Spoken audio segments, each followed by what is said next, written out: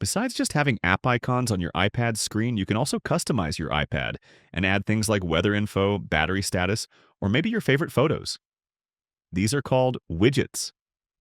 To add widgets, tap and hold any empty space on your home screen.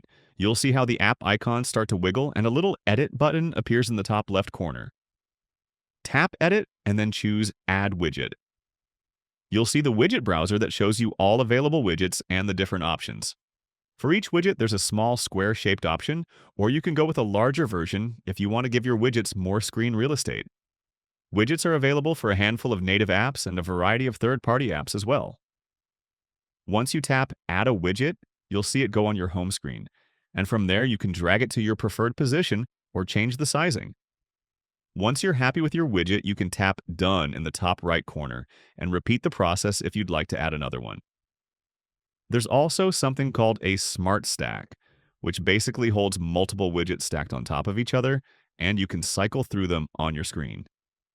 Great option if you don't want your widgets to take up too much space, but you still want to access the data from multiple different widgets. You can press and hold your widgets at any time to resize or remove them from your home screen. And if you have an iPhone or a Mac, this same stuff works on those too. Hope that helps. Go set up some widgets and check out my iPad playlist when you get the chance. It's full of short, useful guides like this. Thanks all. Until next time.